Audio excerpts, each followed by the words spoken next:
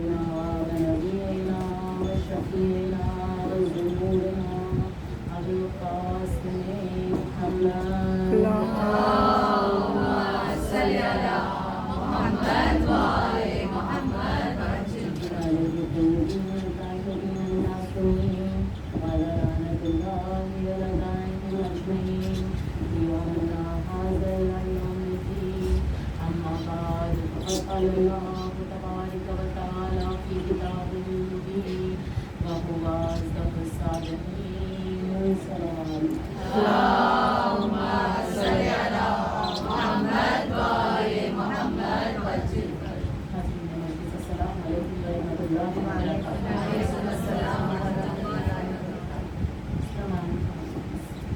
تمام جائز حاجات کی قبولیت کے لیے، بیماریوں کے دور ہونے کے لیے، مصیبت اور پریشانیوں سے نجات کے لیے، اور اس فرش عزا پہ وقت کے ایمان کی حاضری کے لیے سب لوگوں نے بلند آواز میں دعائے سلام کی امام زمان بسم اللہ الرحمن الرحیم. اللہم کل ولیک المجدد الحسن صلواتک علیہ وعلی آلہ فی هذه الساعة وفی كل ساعة وليا وحافظا وقائدا وناصرا ودليلا معنا حتى تصبحه وزكاة وتمتع فيها قليلا. اللهم صل على محمد وآل محمد. ماشاءاللہ مولا آپ سب کو سلامت رکھیں انشاءاللہ. یہ مجلس حاضرین مجلس کی ہر جائز حاجت قبول ہے انشاءاللہ. جو بھی جہاں بھی جس بھی بیماریوں میں مبتلا ہیں ان سب کو صحت کاملہ و عاجلہ امام حسین علیہ السلام کے ذکر سے بھریں. آج کی اس مجلس کا اس ذکر کا عنوان میں نے سورہ الشمس کو قرار دیا.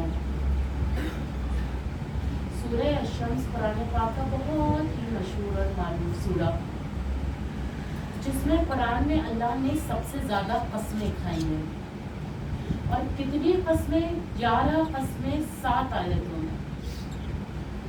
یقینی طور پہ کوئی اتنی ضروری بات بتائی جا رہی ہے، کوئی اتنی لازمی بات بتائی جا رہی ہے کہ وہ اللہ کے جو بنا قسم کھائے بھی اگر کچھ کہے تو ہم اس کی بات کو مان لیتے ہیں، سر جھکا کے اس کی بات کو تسلیم کر لیا کرتے ہیں.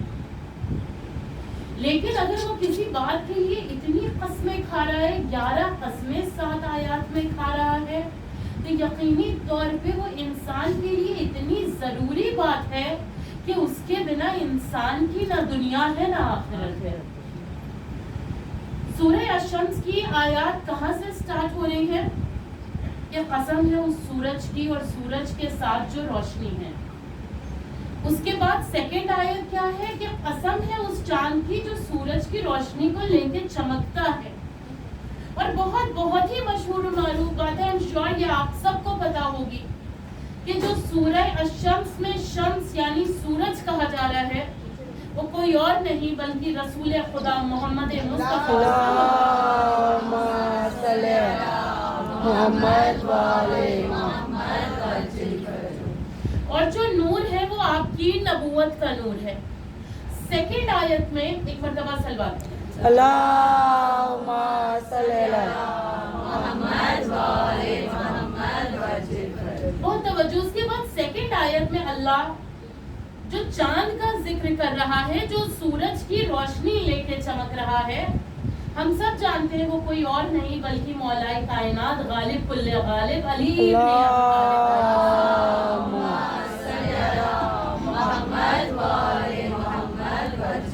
اب آیات کی کئی تفسیر بتائی جاتی ہے. ایک ظاہری تفسیر بتائی جاتی ہے، پھر باطنی تفسیریں کتنی ہوتی ہیں. ہر حروف کے 70 معنی ہوتے ہیں، ایک آیات کے کتنے معنی نکلتے ہیں. تو جو ایک معنی ان آیتوں سے نکالا گیا، میں وضاحت ان آیت کی سٹارٹنگ کی 2 آیت کی اس لیے کر رہی ہوں کہ ہمیں پتا چلے کہ اللہ محمد اور علی کی بھی قسم اگر کھا رہا ہے اور ہمیں کسی چیز کو کرنے کا حکم دے رہا ہے تو وہ کتنی قیمتی چیز ہے. تو جب ان آیتوں کی دونوں کی تفسیر بیان کی جا رہی ہے تو غدیر بتائی جا رہی ہے کہ جہاں پہ شمس یعنی رسول اللہ اپنے ہاتھوں پہ مولا علی کو لیے ہوئے تھے اور مولا علی علیہ السلام نبوت کے نور سے چمک رہے تھے. نعرے حیدری حیدری حیدری. مولا علی کے لیے بآواز بلند سلوات.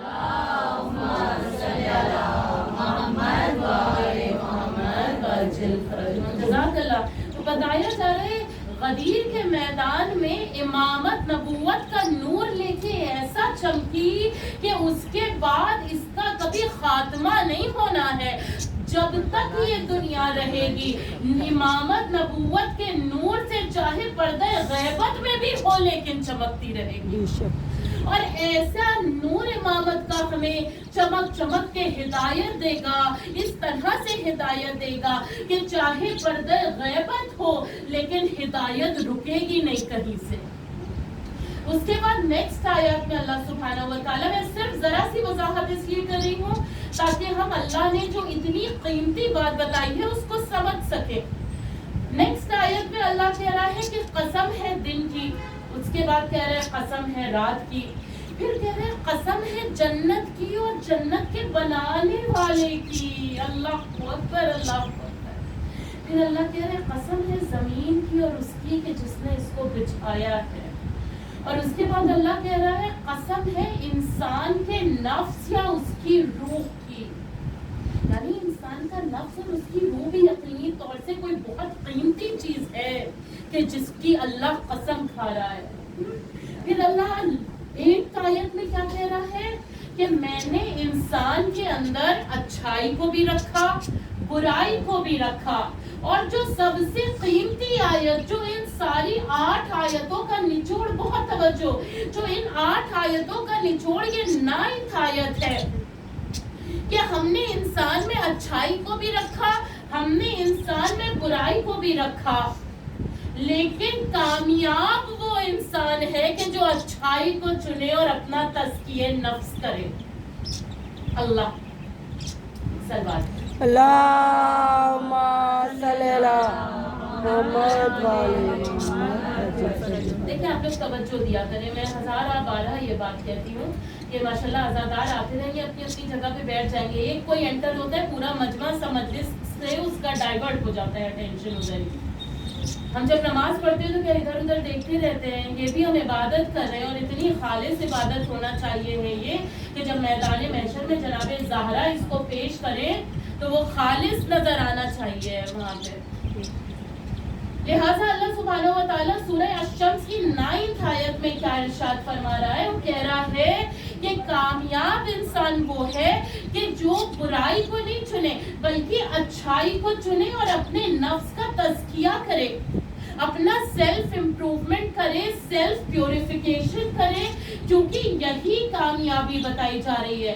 اور یہ کامیابی اتنی عظیم کامیابی ہے کہ اللہ کبھی محمد کی قسم کھا رہا ہے, کبھی علی کی قسم کھا رہا ہے, کبھی جنت کی قسم کھا رہا ہے, کبھی جنت بنانے والا کون اللہ اپنی قسم کھا کے کہہ رہا ہے کہ اے بندے سمجھ جاؤ کہ تزکیہ نفس اتنی ضروری چیز ہے. اور 10ویں آیت میں پھر اللہ کہہ رہا ہے کہ جس نے تزکیہ نفس نہیں کیا تو پھر وہ کامیاب نہیں ہے بلکہ وہ گھاٹے میں ہے. نفس کا تزکیہ کیسے کیا جائے؟ عظیم علماء دین اس بات کو کہتے ہیں کہ اگر تم چاہتے ہو کہ تمہارے دل سے دنیاوی خواہشات کم ہوتی جائے گریجولی, یہ نہیں کہا جا رہا ہے کہ اللہ نے ہمیں دنیا میں بنایا ہی نہیں ہوتا, بھیجا ہی نہیں ہوتا اگر ہم دنیا کی کوئی چیز کی خواہش ہی نہیں رکھتے, لیکن اکثر ہم لوگ کی خواہشات اوور ایگزیجریٹ ہو جاتی ہے, بہت زیادہ بڑھ جاتی ہے, بہت زیادہ بڑھ جاتی ہے. تو علماء دین کہہ رہے ہیں ایسی ڈیزائرز پہ قابو کرنے کے لیے, ایسی خواہشات پہ قابو کرنے کے لیے پھر انسان کو اپنے نفس کی پیوریفیکیشن کے لیے اپنے اور اپنے بچوں کے ساتھ قبرستان جانا چاہیے. اور قبرستان جا کے کیا کرنا چاہیے؟ ایک تو قبرستان جا کے ہی انسان کو درس ملنے لگتا ہے, اور عالم دین کہتے ہیں اس کے بعد کرنا یہ ہے کہ قبروں پہ جا کے خود بھی پانی ڈالیں اور اپنے بچوں سے بھی قبروں پہ پانی ڈلوائیں. جتنا پانی قبروں میں جاتا رہے گا دل سے دنیاوی خواہشات نکلتی جائیں گی. بے شک بے شک. پھر وہ عالم کہتے ہیں کہ ہمارے مدرسے میں مثلاً چھوٹے چھوٹے بچے پڑھنے کے لیے آتے ہیں 11 سال 12 سال 15 سال. تو میں ان کو قبرستان صرف پانی بھی ڈلوانے نہیں لے کے جاتا ہوں. میں ان کو کہتا ہوں کہ ہر قبر میں جاؤ اور اس میں جو تختی لکھی ہوتی ہے اس میں اس مرنے والے کی ایج دیکھو جا کے, تاکہ بچے کا نفس پاک ہو سکے جب وہ 11 سال 12 سال کا ہے, کہ وہ جب قبر میں جا کے تختی پہ یہ دیکھے گا کہ یہاں تو میں ایک چھوٹے سے بچے کی بھی قبر دیکھ رہا ہوں, یہاں تو میں 14-15 سال کے بچے کی بھی قبر دیکھ رہا ہوں, یہاں تو میں ایک جوان کی قبر بھی دیکھ رہا ہوں. یہ نہیں ہے کہ 70-80 سال 90 سال 100 سال کے بوڑھوں کی قبر ہے. سب سے پہلے اگر انسان کو اپنا تزکیہ نفس کرنا ہے تو اس کو قبرستان چلے جانا چاہیے ہے. جناب بہلول دانا قبرستان میں بیٹھے رہتے تھے, سب کچھ چھوڑ دیا قبرستان میں بیٹھے. ہارون رشید نے کہا ایک مرتبہ آ کے, بہلول آخر آپ کو کیا ہو گیا ہے, پورے شہر کو چھوڑ کے آپ قبرستان میں آ کے بس گئے ہیں. جواب دیکھیں مولا کے غلام کتنے اعلیٰ معیار کے ہوتے ہیں. بہلول کہتے ہیں اے ہارون رشید آہستہ آہستہ پورا شہر یہی تو آ رہا ہے, میں شہر میں جا کے کیا کروں گا. اور صرف اتنا نہیں کہا کہ پورا شہر یہاں آ رہا ہے تو میں شہر میں جا کے کیا کروں گا, یہ بھی کہا کہ یہاں بڑا سکون ہے, نہ کوئی کسی کی غیبت کرتا ہے, نہ کوئی کسی پہ بہتان لگاتا ہے, نہ کوئی کسی کے مسئلوں میں اپنی ٹانگ اڑاتا ہے. مثلاً یہ میری لینگویج ہے, یہاں پہ سب اپنے اپنے گھروں میں اور اپنی اپنی زندگی میں لگے ہوئے ہیں جو ان کی آخرت کی زندگی ہے. کاش ایسا دنیا میں ہو جائے تو یہ دنیا کتنی خوبصورت ہو جائے, کتنی خوبصورت ہو جائے کہ نہ کوئی کسی کی غیبت کر رہا ہو, نہ کوئی کسی پہ بہتان لگا رہا ہو, نہ کوئی کسی کے خبریں جاننے کا خواہش مند ہو کہ ان کے گھر کی خبر تو پتہ چلے ہمیں کہ ان کے گھر میں کیا چل رہا ہے. بہلول کیا کہہ رہے ہیں, یہ قبر مجھے بہت کچھ سکھا رہی ہے, مجھے اس شہر میں نہیں جانا, اسی قبرستان میں رہنا ہے, کیونکہ ایک دن جہاں سب آ رہے ہیں وہیں مجھ کو بھی آنا ہے. مولا کائنات غالب کل غالب اللہم صلی اللہ محمد وجیب. مولا علی علیہ السلام ایک مرتبہ کوفے کے قبرستان کی طرف سے گزر رہے تھے, اور جب اس قبرستان کی طرف سے گزر رہے تھے تو مولا نے اپنے قافلے کو روکا. مرتبہ بابا بلند صلی اللہم صلی اللہ محمد والے محمد. جنت کی ملکہ ہے زہرا, زہرا کا شور, جنت کی حاجت رکھتے ہو تو زور سے بولو, جنت کے میوے کھانے ہیں تو زور سے بولو, جنت میں انٹری پانی ہے تو زور سے بولو. تو قبر کے باہر جو کر لے تیری قبر کے اندر, تو قبر کے باہر جو کر لے تیری قبر کے اندر. نجف اور شام کربلا جانے کی حاجت ہے, دونوں ہاتھ بلند کر کے نعرے حیدری حیدری حیدری. امام زمانہ کی سلامتی کے لیے بآواز بلند صلوات.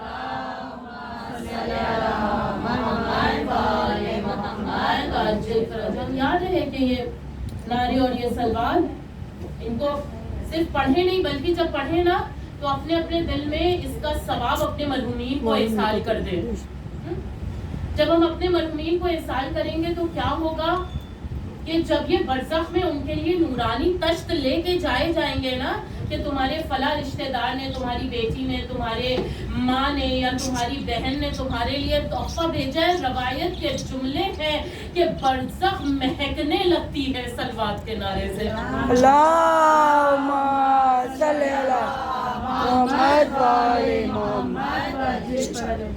تو بس عزیزان محترم, مولا کی چاہنے والی کنیزوں, مولا علی علیہ السلام جب کوفے کے قبرستان کی طرف سے جا رہے ہیں اور اب ان کا قافلہ ساتھ میں ہے تو اب اپنے قافلے والوں کو بھی روکتے ہیں. بہت توجہ, کہ ہمارے لیے ہدایت ہے, ہمیں اس ہدایت کے نور کو لے کے جانا ہے. ایسا نہ ہو کہ ہم ان مجلسوں ماتم کو رسمن یا رواجن یا صرف اٹینڈنس کے طور پہ بنا دیں، بلکہ جس طرح سے نمازوں کے لیے ہے کہ صرف نماز پڑھنا نہیں ہے بلکہ نماز کو قائم کرنا ہے، اسی طرح سے مجلسوں کو صرف اٹینڈ نہیں کرنا ہے بلکہ مجلسوں کو ایسے قائم کرنا ہے کہ ایک انقلاب برپا ہمارے وجود کے اندر ہو جائے۔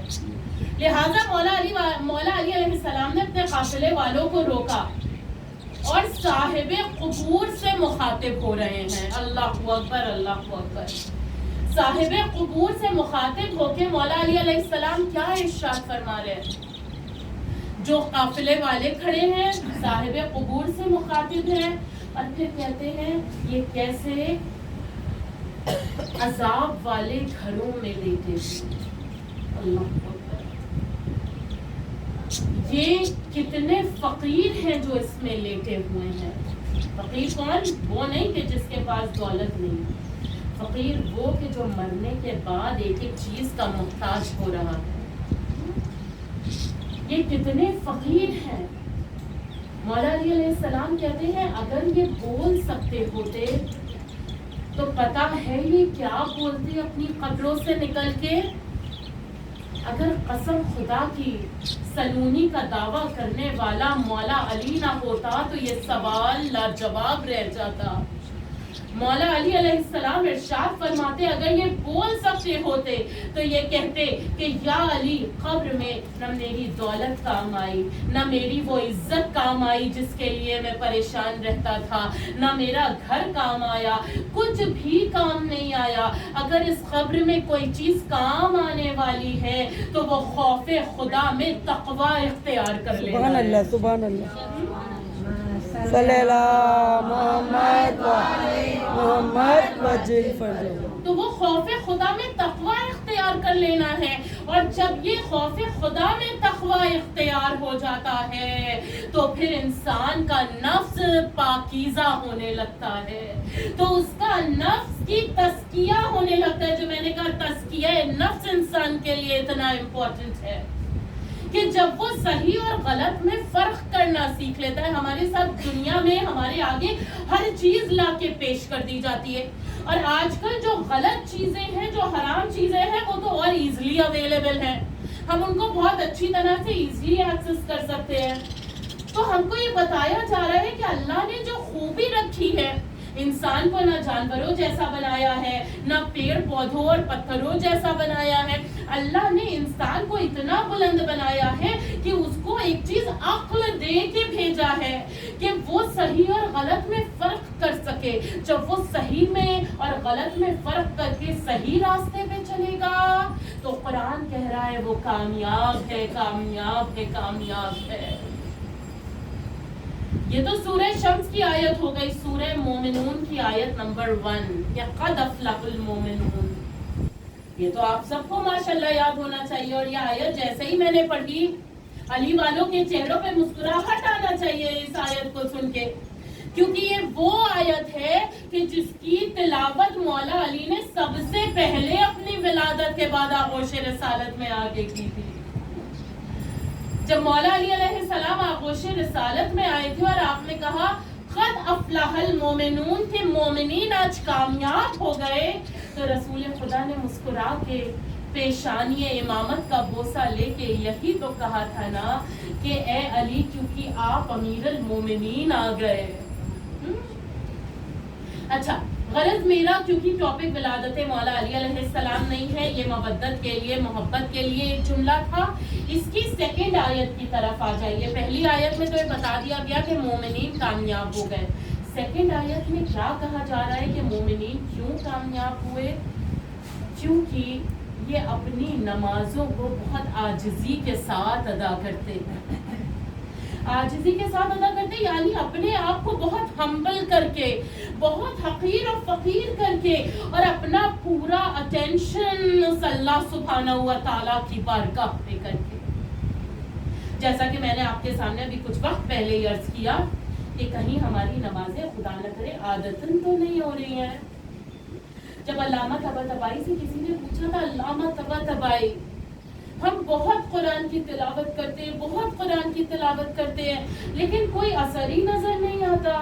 یا مثلاً اگر قرآن یہ کہہ رہا ہے کہ ہماری قرآن کی تلاوت کرو تو قلب کو سکون ملے گا، علامہ طباطبائی مجھے تو کوئی سکون نہیں مل رہا ہے، کیوں قرآن کی آیتوں کا مجھ پہ اثر نہیں ہو رہا ہے؟ علامہ طباطبائی کے جملے ایسے نورانی، وہ کہتے ہیں کیونکہ ابھی ہم نے محبت سے قرآن کی تلاوت کرنا نہیں سیکھا. بے شک بے شک. اسی طرح سے نماز کے لیے ہے کہ ابھی ہم کو نماز میں وہ لطف اس لیے نہیں آتا ہے، ہمیں اپنی باطنی نگاہوں سے اللہ نظر اس لیے نہیں آتا ہے کہ ہم نے اس محبت سے نماز کو ادا ہی نہیں کیا جو ادا کرنے کا حق تھا. محبت کس نے کی ہے نماز سے؟ مصائب کے جملے نہیں، ابھی مصائب سے ذرا دور ہوں میں. شب عاشور جب امام حسین علیہ السلام سے یہ کہا، امام حسین علیہ السلام نے کہا تھا عباس جا کے ایک رات کی مہلت اور لے کے آئیے، تو اگر میں مولا سے کہوں مولا 10 سے عدد جوڑ کے مجھے ذرا ریزن بتا دے کہ ایک رات کی مہلت اور کیوں چاہیے ہے. اگر کسی کو پتا ہو کہ وہ مرنے والا ہے 1 دن میں، 2 دن میں، 1 مہینے میں، تو وہ یہ چاہے گا اپنی پوری فیملی ممبرز کو جمع کر لے. اگر کوئی اولاد دور رہتی ہے تو وہ بھی آ جائے، اپنے بچوں کے ساتھ بیٹھے، اپنے گھر والوں کے ساتھ بیٹھے. امام حسین کیا آپ بھی اپنے کبھی جوان بیٹے کے ساتھ تھوڑا اور وقت گزارنا چاہ رہے ہیں، یا اپنی سکینہ کے ساتھ کچھ اور وقت گزارنا چاہ رہے ہیں، یا اپنی بہنوں کے ساتھ کچھ اور وقت گزارنا چاہ رہے ہیں؟ تو جواب آئے گا نہیں. حسین بہت توجہ، جواب آئے گا نہیں. حسین آخری زندگی کی رات میں، ظاہری زندگی کی رات میں گھر والوں کے ساتھ نہیں بلکہ اللہ کے ساتھ مصلی عبادت پہ بیٹھنا چاہ رہے ہیں. اللہم صلی علی محمد. لبیک یا حسین، لبیک یا زینب، لبیک یا زہرا، لبیک یا کلثوم، لبیک یا عباس، لبیک یا مہدی. کربلا، شام اور قم جانے کی حاجت ہے. دونوں ہاتھ بلند کر کے نعرے حیدری، حیدری، حیدری. مولا علی کے لیے باواز بلند سلوات.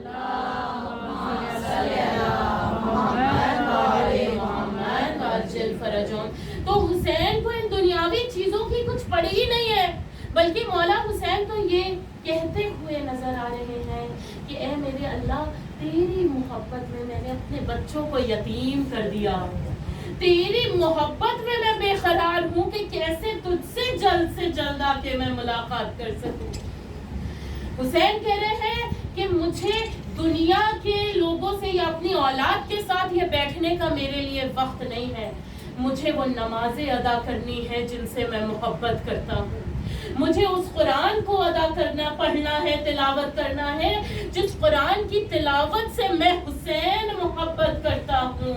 اور ایسی عبادتیں شب عاشور ہوئی تھی کہ یزیدی فوج میں دشمن کے راوی کہتے ہیں کہ حسینی خیاموں میں سے ایسی عبادت کی آوازیں پوری رات آ رہی تھی کہ جیسے مدھو مکھی کے چھتے سے آوازیں آتی رہتی ہیں. ایک تو ریزن یہ بھی تھا کہ حسین آخری وقت تک کوشش کر رہے ہیں کہ ہدایت کر دے، کہ کوئی تو آ جائے، کوئی تو آ جائے. میں نے پچھلی مجلس ابھی جو پرسوں شہدار زینب میں پڑھی تھی، وہاں ایک جملہ کہا تھا کہ کسی جنگ میں مولا علی صبر کیے کھڑے ہوئے ہیں اور تلوار نہیں چلا رہے ہیں، یہ سوچ کے کہ شاید میرا صبر دیکھ کے، میری حقیقت دیکھ کے دشمن کی فوج سے کوئی ادھر آ جائے. اور ادھر امام حسین علیہ السلام صبر کیے بیٹھے ہیں کہ شاید میرا اخلاق دیکھے، میری عبادات دیکھے، ایسے حالی، ایسے رہبر اللہ اللہ کہاں سے آئیں گے. سورہ طٰہٰ آیت نمبر 84. نبی موسیٰ کہہ رہے اے میرے اللہ، میں نے بہت جلدی کی تیری جانب آنے میں تاکہ تو مجھ سے راضی ہو جائے. कब की बात है जब अल्लाह ने कोहे तूर पे मूसा को मिलने बुलाया ना, अब अल्लाह से मोहब्बत इतनी थी नबी मूसा को कि रातों को सोना छोड़ दिया, खाना पीना छोड़ दिया। अगर कोई चीज किसी चीज की ललक लगी थी तो वो ये थी कि बस जाके मैं अल्लाह से कलाम कर लूं, बस जाके मैं अल्लाह से बात कर लूं। एक आलिम ने बहुत खूबसूरत मिसाल दी, शायद ये मुझ जैसे गुनाहगार के लिए तो जरूर है, अगर आप महसूस कर सके। वो कहते हैं अगर मसलन तुम्हें ये पता चले कि आज इस वक्त पे, बहुत तवज्जो, आज इस वक्त पे 10 मिनट के लिए या 5 मिनट के लिए इमाम हुसैन तुमसे मुलाकात करने आ रहे हैं, तो तुम्हारा क्या आलम होगा? तो फौरन जाओगे, जल्दी जल्दी अपने घर की सफाइयां शुरू कर दोगे कि इमाम हुसैन पाको ताहिर इमाम हमारे घर में तशरीफ ला रहा है। अपने आप को पाको पाकीज़ा हम करना शुरू कर देंगे, पाकीज़ा लिबास ज़ेबे तन कर लेंगे, जो मुकम्मल हिजाब हो सकता है हम वो सब हिजाब करके, और मसलन अगर 6 बजे का वक्त है, हम चाहे 5 बजे, या हमारी रातों की नींद चली जाएगी कि हमें इमाम हुसैन अलैहिस्सलाम से मुलाकात करना है। लेकिन इमाम हुसैन अलैहिस्सलाम का तो आलम अल्लाह से मुलाकात के वक्त ऐसा होता है, जैसा हमारा आलम इमाम हुसैन को देख के होना चाहिए, वैसा हमारा आलम खालिक़ हुसैन को देख के क्यों नहीं होता है कि हम पाकीज़ा लिबास पहने, खुशबू लगाएं, कि अगर 7:30 मगरिबैन का वक्त है तो हम और पहले से खड़े हो जाएं कि ऐ मेरे अल्लाह, मुझे इतने अजीम रब से, इतने अजीम रब से, एक मरतबा सलवात पढ़े, अल्लाहुम्मा सल्ली अला मोहम्मद। जंगल पहाड़ करते हैं नादे अली अली, मुश्किल को सबकी हल करो, मुश्किल खुशहाली, नारे हैदरी हैदरी हैदरी। मौला अली के लिए बावाज़े बुलंद सलवात।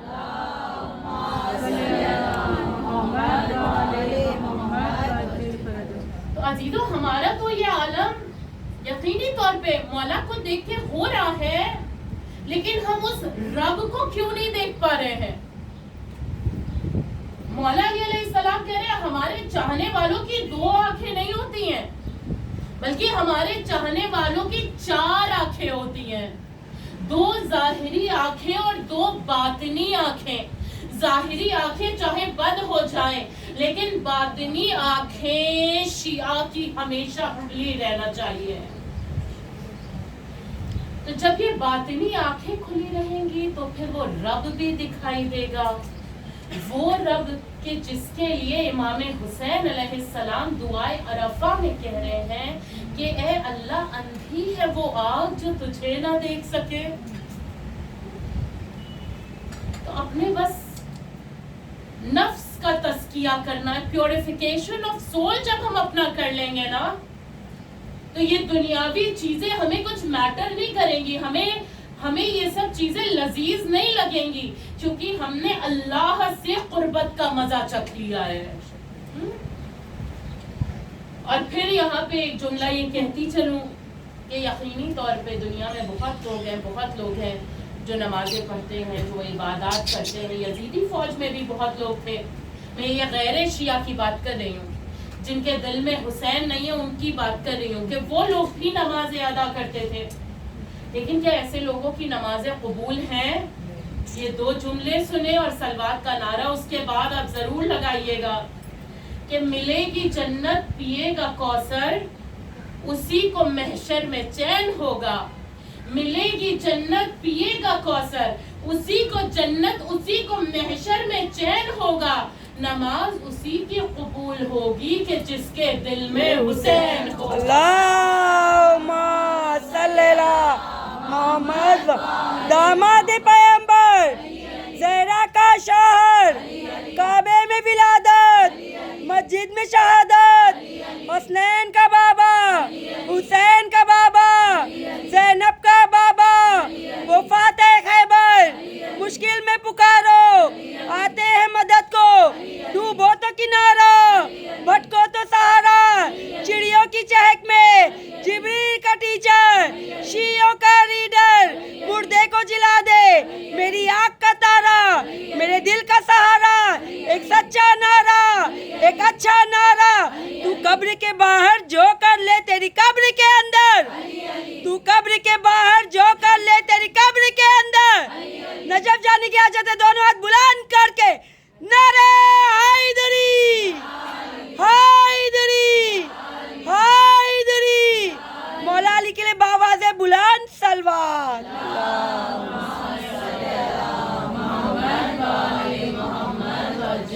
मौला सलामत रखें आप सबको माशाल्लाह, अपनी अपनी हर जायज़ हाजत को कबूल फरमाए। इलाही आमीन। अभी ये नारों के ऊपर एक बात मैं और बोलूं जो हम अली अली करते हैं। मसलन अगर मुझे प्यास लगी है और मैं सिर्फ पानी पानी पानी कहती रहूं तो क्या मेरी प्यास बुझ जाएगी? लफ्जी पानी कहने से मेरी प्यास नहीं बुझेगी, बेशक। लेकिन लफ्ज़े अली ऐसा सुभान है अल्लाह कि हम अली अली करते जाते हैं, कभी हमारी हिफाजत होती जाती है, कभी हमारी थकान दूर होती जाती है। और आपको मैं बताऊं ये सिर्फ इसलिए नहीं, जनरली क्योंकि मौला अली के नाम के नारे लगे, मुझे भी ज़रा 2-4 मिनट रेस्ट मिल गया सांस लेने का। और 3 दिन से क्योंकि मैं बुखार में भी मुब्तला हूँ और वो सब, बहरहाल ज़िक्र हुसैन इब्ने अली ऐसा है कि जितनी भी कोशिश कर लो ये छूट नहीं सकता। दवाइयाँ गोलियाँ खा के बैठेंगे कि मौला शिफा देंगे। और आजकल सब बच्चे और सब तरफ बहुत ज़्यादा वायरल और तमाम बीमारियाँ फैली हुई, अल्लाह सबकी हिफाजत करे। तो बस मौला की चाहने वाली कनीज़ो, ये नमाज इतनी अजीम चीज़ है, इतनी अजीम चीज़ है कि अल्लाह ने बंदे के लिए जो मेयार, जो मेराज तय की है, अगर वो हक अदा कर दे उस नमाज का तो अल्लाह बंदे को उस मेराज पे पहुंचा दिया करता है। करबला के मैदान में रवायतों में मिलता है कि जब जनाब अली अकबर अलैहिस्सलाम का लाशा इमाम हुसैन अलैहिस्सलाम ने उठाया था, जिस तरह से आप लोगों ने फजाइल सुनने में मेरा साथ दिया ना, हौसला अफजाई की है, तो अब महसूस करिएगा कि जनाब ज़हरा यहाँ मौजूद हैं। इस घर के दरवाजे पे जहाँ नालायन है वहाँ चौथा इमाम मौजूद है और हमारे चेहरों पे नज़र है मौला की और शाहज़ादी की। तो बस दिल खोल के गिरिया करिएगा, क्योंकि अगर वो यहाँ आई हैं तो सिर्फ हमारे आंसुओं के लिए। ये नमाज कितनी अजीम शय है, बंदे को कहाँ से कहाँ पहुँचाती है। रावी कहता है करबला के मैदान में जब अली अकबर जंग पे जा रहे थे तो इमाम हुसैन के बाल पूरे सियाह थे, और जब अली अकबर का लाशा लेके आए हैं तो बाल पूरे सफेद हो चुके थे। इतना बड़ा सदमा था। फिर वो रावी कहता है कि जब करबला के मैदान में इमाम हुसैन अलैहिस्सलाम आए, उस वक्त के जब मौला हुसैन अलैहिस्सलाम ने हजरत अब्बास की आवाज़ सुनी थी कि आका गुलाम का आखिरी सलाम कबूल हो। महसूस करते जाइएगा, ये मसाइब अगर हम महसूस करेंगे तब ही गिरिया कर पाएंगे। तो कहते हैं इमाम हुसैन अलैहिस्सलाम मैदान करबला में आए, अब्बास के बाजुओं को उठाया और उनके बोसे लिए, उन पे प्यार किया। और रावी कहता है मैंने देखा हुसैन की कमर टूट गई है। अल्लाह अकबर, अल्लाह अकबर। फिर वो रावी कहता है कि जब मैंने हुसैन को आखिरी वक्त में करबला के मैदान में आता हुआ देखा, और जब हुसैन आखिरी सजदे में है अपने अल्लाह के, तो उस सजदे ने, उस नमाज के सजदे ने अल हुसैन के वजूद से ऐसा नूर नजर आ रहा है कि जो मैदान करबला से आसमान तक जा रहा है। बस अज़ादाराने इमाम हुसैन अलैहिस्सलाम, ये वो इमाम हुसैन अलैहिस्सलाम है कि जिनसे रसूल खुदा कह रहे हैं ए हुसैन आप पे मेरी जान कुर्बान, मेरे माँ बाप की जान कुर्बान। जिस हुसैन पे से कायनात का नबी अपनी जान कुर्बान कर रहा है, वो हुसैन रोज़े आशूरा कह रहा है ए अब्बास आपके ऊपर से हुसैन की जान कुर्बान, अजरुकुम अल्लाह खैर जज़ा। یہاں بہت غمزدہ بھی ہم کو نظر آتے ہیں، بہت حاجت روائی کے لیے دعائیں کرنے والے بھی نظر آتے ہیں. تو بس اس میری بات کو ذہن میں رکھیے گا. میں بہت آہستہ جاؤں گی کہ آپ محسوس کر سکے، اور اگر محسوس کر لیا تو آخر میں گریہ ضرور کریں گے انشاءاللہ. کہ جس جگہ حضرت عباس علیہ السلام کا ذکر ہے، امام زمانہ کی نورانی کرسی لگی ہوئی ہے. امام زمانہ ہمارے چہروں پہ نظر کیے ہوئے ہیں، اور جو بھی گریہ کر رہا ہے تو مولا کیا کہہ رہے ہیں کہ اس کی دلی حاجت کو اپنی ہتھیلی پہ لکھ رہے ہیں. اللہ اللہ، امام کے زمانے کے امام کی ہتھیلی اور ہمارے دل کی حاجت، اس کے نیچے وقت کے امام کے دستخط، اور مولا کہتے ہیں اس فرش سے اٹھنے سے پہلے اس چاہنے والے کی حاجت پوری ہو جانا چاہیے. تو آئیے ایک چھوٹا سا معجزہ حضرت عباس علیہ السلام کا، اور اس کے بعد میں اور آگے مسائل پڑھتی ہوں.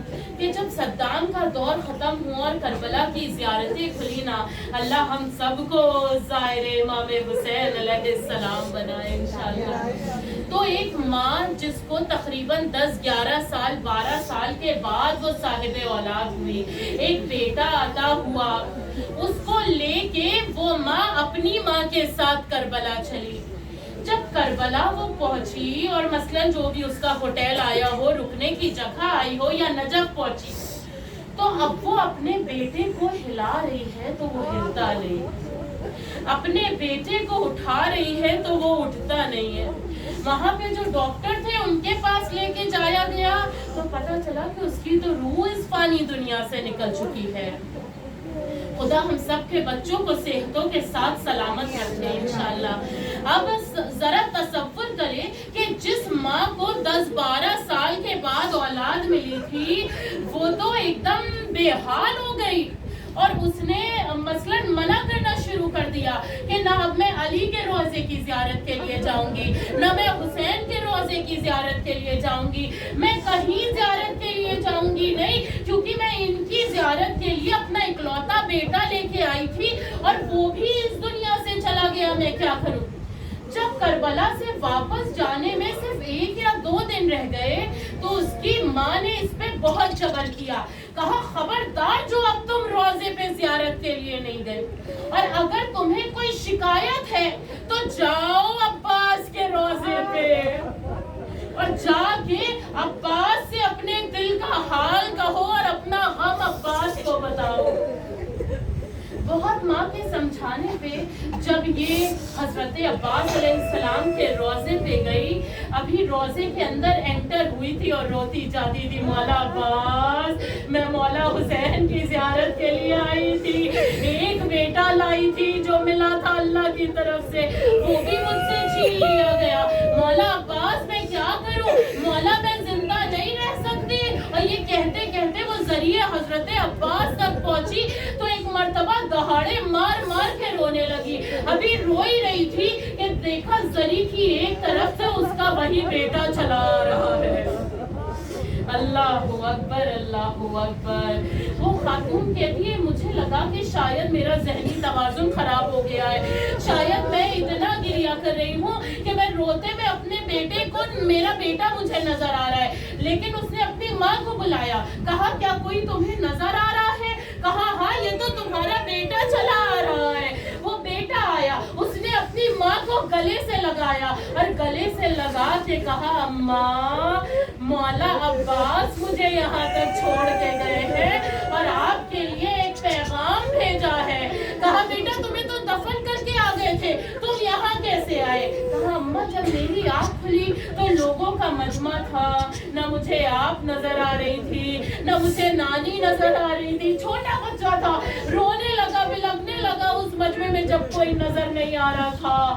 تو میں نے دیکھا کہ کوئی خوبصورت گھوڑے سوار آ رہا ہے، ان کے ساتھ کوئی خوبصورت سا اور شہزادہ بھی ساتھ میں ہے، اور وہ مجھ سے وجہ پوچھتے ہیں کہ تم کیوں رو رہے ہو، کیوں گریہ کر رہے ہو؟ تو میں نے کہا مجھ سے میری ماں چھٹ گئی ہے.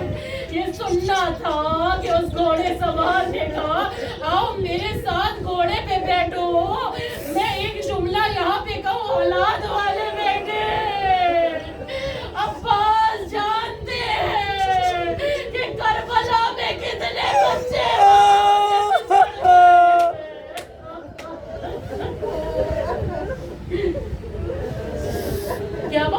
बर्दाश्त नहीं कर सकते कि उधर माँ अपनी औलाद के गम में मरी जा रही है, इधर औलाद परेशान है। वो कहता है कि जैसे ही उन्हीं ने कहा कि आके मेरे साथ घोड़े पे बैठो, मैंने हाथ बढ़ाया, उन्हीं ने कहा मेरे हाथ नहीं है। जो उनके साथ शहजादे थे उन्हीं ने मेरा हाथ पकड़ के मुझे घोड़े पे बिठाया। अल्लाह आप सबकी जायज़ लिहाजात कबूल करे। जिन जिन आंखों में आंसू है सिवाय गम हुसैन के कोई गम ना हो। जब मैं घोड़े पे बैठा और मैंने घोड़े सवार की मसलन कमर में हाथ डाला तो मुझे कुछ गर्मी का एहसास हुआ। मैंने कहा ये आपके यहाँ पे नमी और गर्मी कैसी है? तो वो कहते ये करबला में जो मेरे जख्म लगे थे, मेरे जख्मों से रिश्ता हुआ खून।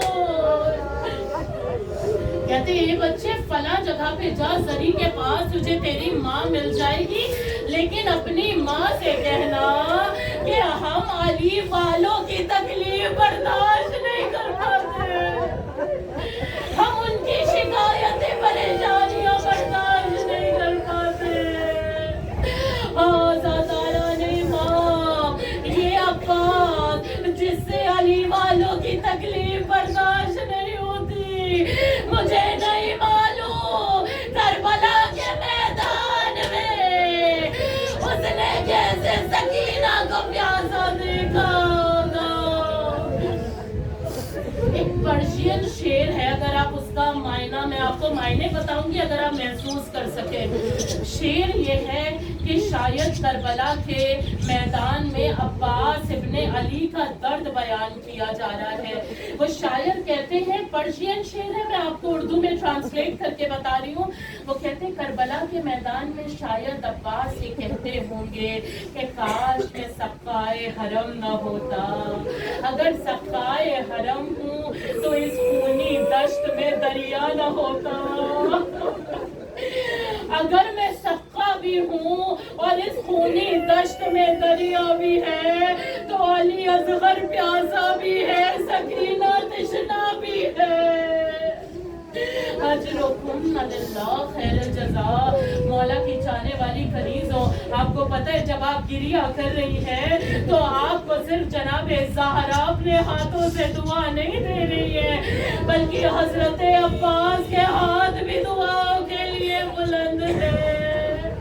रोज़े आशूरा जब इमाम हुसैन अलैहिस्सलाम के पास मौला अब्बास इजाज़त लेने आए हैं, तो हम सब जानते हैं मौला हुसैन ने इजाज़त नहीं दी थी जंग की, और मौला ने कहा कि जाओ जाके बच्चों के लिए पानी की कुछ सबील कर दो, पानी की कुछ सबील कर दो। जब हजरत अब्बास अलैहिस्सलाम उस खेमे में आए जहाँ मश्क रखी हुई थी, तो देखा जनाबे सकीना कभी मश्क को अपने लबों से लगा रही है, कभी अपने शिकम से लगा रही है। हजरत अब्बास ने कहा शहजादी आप ये क्या अमल अंजाम दे रही है? कहा चचा जान इस कदर प्यासी हूँ, पानी तो मयसर नहीं है, मैं सोचती हूँ कि शायद कुछ नबी मिल जाए। हजरत अब्बास का शहजादी परेशान ना हो, अपनी मश्क को मेरे अलम में बांधे। अब तसव्वुर करते जाए, दो जानू होके अब्बास जमीन पे बैठ गए, अपने अलम को झुकाया। सकीना ने मश्क को अब्बास के अलम में बांधा और कहा मैं अभी फुरात पे जाता हूँ और पानी लेके आता हूँ। जनाबे सकीना ने जितने छोटे छोटे बच्चे थे सबको बुलाया और कहा कूजे लेके खेमों के बाहर आ जाओ, अभी चचा अब्बास पानी लाते होंगे। लेकिन अल्लाह अल्लाह, अब जो पानी भर के पलटे हैं, अलम डगमगाना शुरू हुआ। खुदा आपकी आवाजों पे रहमत नाज़िल करे। अभी जो सकीना बहुत आस लिए हुए हाथों में कूजे लिए खड़ी थी, सारे बच्चों से कहा ये कूजों को जमीन में रख दो, दुआ के लिए हाथ बुलंद करो, मैं दुआ करती हूँ तुम आमीन कहना। और एक मर्तबा दुआ की, ऐ अल्लाह मुझे पानी नहीं चाहिए, मेरा अम्मू वापस आ जाए। हाँ ज़ादारो, आपको पता है जब ये काफिला करबला से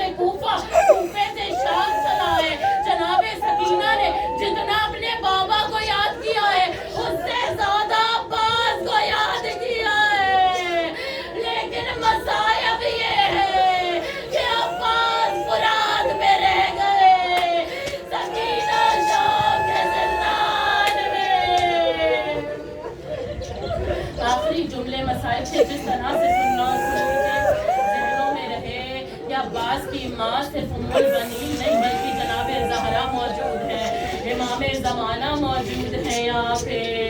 जब हज़रत अब्बास अलैहिस्सलाम करबला के मैदान में उन्हें आवाज़ दी ना आका गुलाम का आखिरी सलाम कबूल हो। हज़रत अब्बास ये जुमले कब कहे थे? जब घोड़े की पीठ से मैदान करबला में गिरे थे। हज़रत अब्बास कहते हैं मेरी सबसे बड़ी मुसीबत ये थी कि जब भी कोई शहीद घोड़े से गिरता था, हाथों का सहारा लेता था, मैं अब्बास मुंह के भल खा के करबला में वो जो तीर आंख में लगा था वो कुछ और बेबस हो गया। मैदानी करबला में एक शख्सियत और मिलती है जो अब्बास की तन्हा मुंह के भल करबला के मैदान में गिरी है।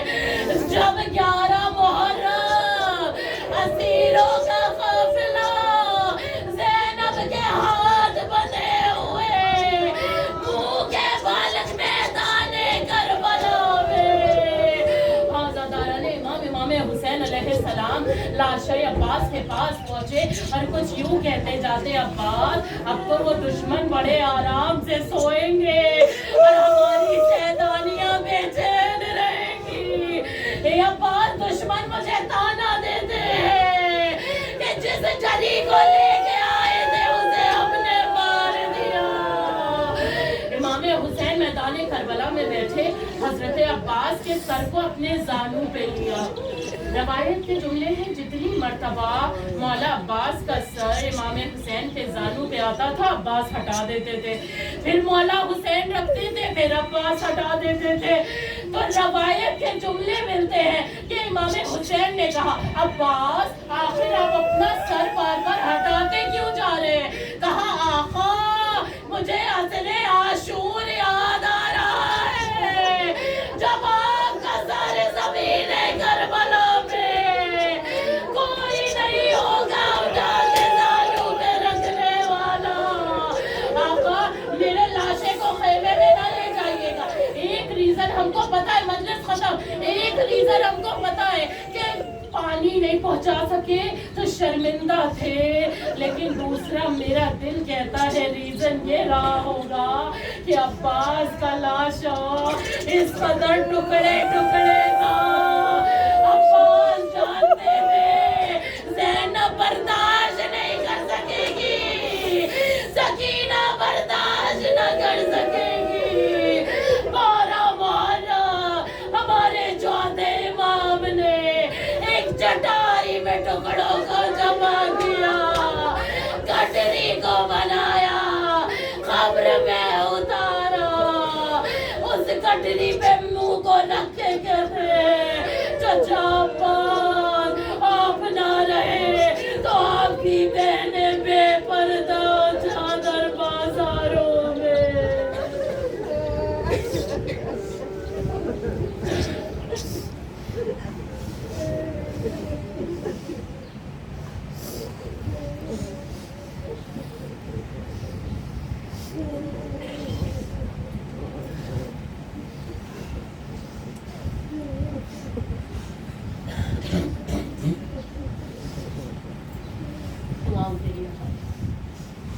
परवरदिगार आलम हमारे इस जिक्र को अपनी बारगाह में शर्फ कबूलियत अता फरमाए। मेरे अल्लाह बानी मजलिस खासियत मजलिस सारे जहां के अज़ादारा ने इमाम हुसैन अलैहिस्सलाम की हर एक जायज़ दिल हाजत को कबूल फरमाए। हर दुआ में सबसे अफजल दुआ ये कि वारिस हुसैन अपने अली का ज़हूर जल्द से जल्द मेरे अल्लाह हमारे आमाल नामे को इतना नूरानी बना दे कि उसमें हमारे जो भी गुनाह कबीरा व सगीरा हैं वो माफ़ भी हो जाए और आइंदा हम राह मुस्तकीम पे भी इंशाअल्लाह। परवरदिगार आलम जो भी औलाद हैं उनको साहिब औलाद कर देना। या मेरे अल्लाह इस ज़िक्र के सदक़े में जो भी बीमार हैं उन सबको सेहत कामिला व आजिला इनायत फरमाना। और सिर्फ हमारे जिस्मानी मर्ज़ों का इलाज नहीं है मेरे खुदा, जो भी रूहानी परेशान हैं उनको भी इससे शिफा अता फरमाना।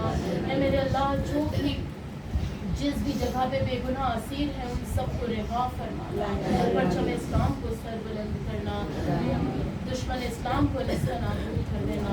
اے میرے اللہ اس ذکر کے صدقے میں باب الحوائج حضرت عباس علیہ السلام کا واسطہ ہے، ہم سب کی تمام مشکلوں اور پریشانیوں کو دور فرمانا۔ اور ایک مرتبہ پھر سے